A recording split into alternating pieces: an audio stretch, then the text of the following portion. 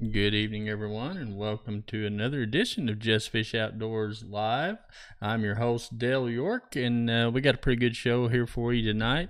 In spite of all the rain and somewhat interesting conditions around the state, we've managed to pull a few fishing reports together, talk to a few people. Things are still somewhat a little slow in certain areas. I hear they're starting to catch some pretty good numbers of crappie down on Eufaula. Some of the southern lakes in Oklahoma are starting to produce as well. There's been some pretty good reports coming out of Keystone as far as some stripers and some sand bass starting to show up.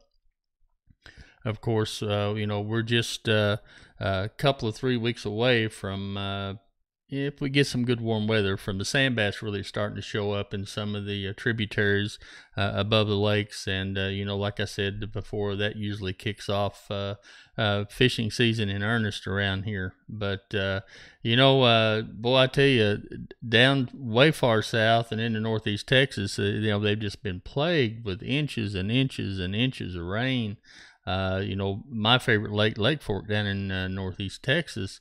I had a trip scheduled earlier in the week down there, and as many of you know, I night fish. That's my favorite thing to do down there is night fish for large fish. I really target those big monsters down there at night, and with the water condition being as it is, especially off colored, it just doesn't make for a good combination of night fishing when you're trying to locate those lunker fish. But they are still catching some good numbers during the day. Water temperatures continue to climb a little bit down there. They're catching some pretty good fish on a variety of baits. We're going to get a report from our good friend Chris Haas down at the Burning Stump Lodge here in a couple of minutes. He's going to tell us what he's seeing down there. And, of course, it's just getting ready to kick off in earnest down there in that part of the country as far as the spawn on the largemouth. So, anyway, stick around. We'll talk to Chris and see what he's got going. And when we come back, we'll talk to some more folks and see what's going on around the state. Hey guys, this is Chris coming to you from the Burning Stump Lodge at Lake Fork, Texas. Got my good buddy Luke Robinson here with me. He's been doing some fishing over the past couple of days. He's going to help me with a little bit of fish report. Right now the water's kind of stained. We've had a lot of rain over the last week. It hadn't seemed to slow the fishing down. The fish really seem to be real active between the bank and about 7 or 8 foot. So they're easy to catch. The baits have been working in this murky water. Have been moving baits that are putting off a lot of vibration, like the chatterbait, rattle trap, swim jig, even a great big black and blue jig has been working well. It's a great time to come down here and catch that monster. There was a 15-pounder caught last week, and good buddy Luke here, he caught 20 today using a chatterbait and a swim jig. Show him your setup there, Luke. Chatterbait we've been using. It's got a Lake Fork swim jig. Got a Lake Fork Tackle Live Magic Shad as a trailer, and they wore them out with it today. So even though the water's a little stained, the fish are still active. And so if you want to come down to Lake Fork, just give us a call. The phone number is 903-850-1189, and we're at the Burning Stump Lodge. Thanks, Chris, for that report. As you can tell, folks, they're still catching some fish down there. And of course, as these days get a little warmer and, of course, the rain stops, those fish are going to turn on and get even busier down there. So if you get the opportunity, and want to go down and fish Lake Fork, give old Chris Haas a call at the Burning Stump Lodge. He has excellent accommodations down there, and one of the things he has is just really neat is he has a 20-foot carport out in front of the rooms where you can back your boat right up under that carport. And, this time of year, especially coming up on storm season, if it hails or whatever, your tow rig might get pummeled, but hey, we got to all protect those bass boats, we might trash our tow vehicles, but we got to keep our boats looking pretty good. So give Chris Haas a call, and like I said, folks, I guarantee you he has good accommodations. He's centrally located there on the west end of West 515, and that's just kind of right in the middle of everything. So give Chris a call, and I know he can really, really help you out. Well, the next thing we got coming up is we're going to talk to Dave Clark of Fish on Guide Service and see what he's up to. He usually has some pretty good information up to date for us, and is also an excellent guide as well. So let's see what old Dave's have to say.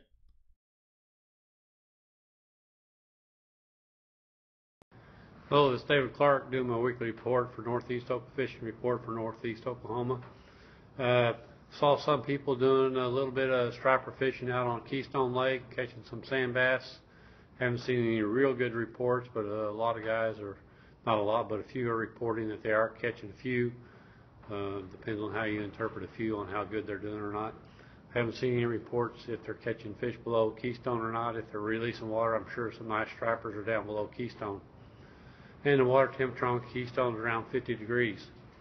Sooner Lake, I haven't seen any reports at all over on Sooner Lake. Skytook Lake, I see scattered reports. Water temperatures around 50 degrees, scattered reports on the hybrid stripers. A lot of them are catching them on artificials up close to the bank. And the water temperature there, like I said, is around 50 degrees. And I haven't seen anybody report anything on live bait there yet or not. Hooligaw Lake is going pretty good. The water temperature there again is around 50 degrees. I had 2 or 3 trips up there this past week, and we did pretty good on catfish and spoonbill. Our biggest spoonbill was 52 pounds, and we didn't do real good on catfish, but we did okay. Our biggest catfish was about 9 pounds, so it wasn't too bad. I see Rusty Pritchard still catching fish up on Grand Lake. I don't think so today because of the wind. It's really windy out there. Hope you're safe. Fort Gibson, I haven't seen a whole lot of reports because of the high water, but Larry Wine and I did go over there Sunday. Our trip for Sunday canceled. They had other issues. So Larry and I went ahead and went over there, and we were able to get in. And it took us quite a while to find some fish, but once we found the fish on Gibson, they were we were over there spoonbill fishing. They were all males, every one of them. And that was kind of throwing us off. They didn't look very big on the locator. Kind of thought maybe they were gar. But they ended up being small spoonbill. I think our biggest was about 30 pounds. And the water temperature there is about 50 degrees too, also. So it won't take much more and the sand bass will start going over there, and that current should start slowing down. It was running about 4 miles an hour on Sunday. And most of the boat ramps were closed, but we did find one that was open. Anyway, this is David Clark, Fish on Guide Service. If you want to get in on some spoonbill action coming up this month, it's been real good. And hybrid stripers will be kicking in here anytime real good up on Skytook Lake. You can contact me on my website or on my Facebook page, or give me a call, 918-724-6786. Fish on. Thanks, Dave, for that report. Once again, folks, it's in spots. We still got a lot of high water. If you're planning on going out this weekend, please be careful. Watch for floating debris, and it may be a good idea to call the area corps office if you're going to one of the Corps lakes to see exactly what the water conditions are as far as ramp availability as well. Next thing coming up, we're continuing to talk about this awesome release that is coming up hopefully in 2 days from Lawrence.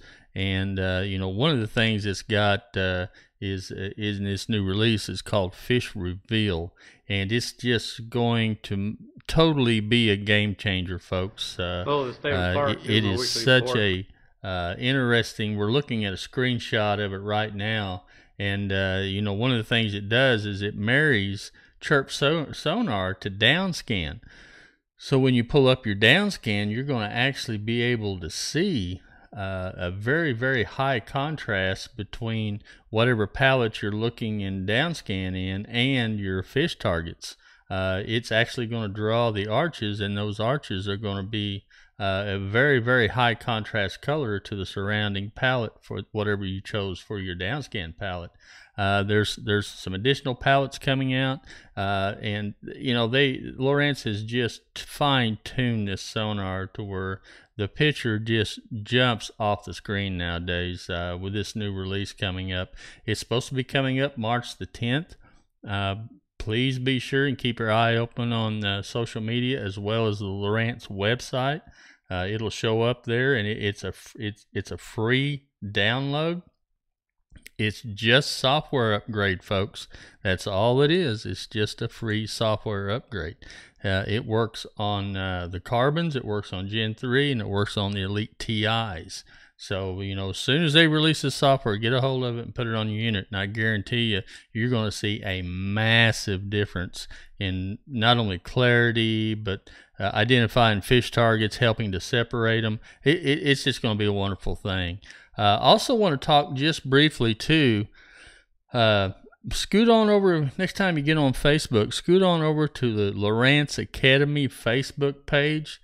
Steve Carroll and myself have launched Lowrance Academy, and it's going to be a a classroom environment where we're actually going to bring in a number of students at different locations and actually go through the operation, the setup, the menus, just a whole host of things that are incorporated into the touch units, that being the Carbons, the Gen 3s, the Elite TIs.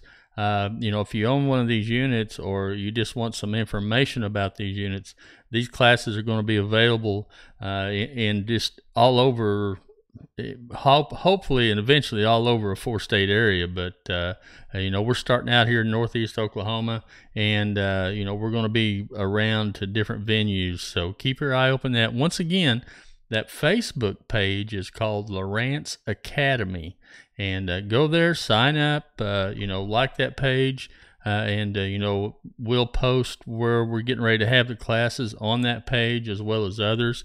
You can also check out my website and my Facebook page, Jstfish Outdoors, and you can find updates on there as well. But the main screen, or the main location that we'll post many of these classes on, will be on Lowrance Academy Facebook. So go there and check us out. And, like I said, this is going to be awesome classes. When we go with Lowrance Pro Staff guys like me and Steve Carroll go to these trade shows and tackle shows and boat shows, that's just the number one question we get asked. Where can we go to learn how to operate and set up this equipment? Well, that's what these classes are going to be all about, folks. They're going to teach you, go through the menus. It's going to be a 4-hour class, so there's going to be a lot of content. Bring a notebook, and I guarantee you're going to come away with some very, very helpful information. So anyway, pay attention to that, because it's rolling out right now. And that'll just about do it for this week's show. If there's anything we can help with, don't hesitate to drop us a line. We'll be more than happy to help and try to answer any questions that you may have. We do this live show every week, so go to my YouTube channel, give it a like, subscribe. You can also catch us on Facebook, Jstfish Outdoors. Also catch us on my personal page, Dale York. So, feel free to go there and like that as well. And that'll just about do it for this week's show, folks. We hope you had a good week, and looking forward to getting out there on the water this weekend. And like I said, folks, above all else, be careful this weekend, because some of these lakes are really high. So this is Dale York for Jstfish Outdoors saying, we'll catch you later.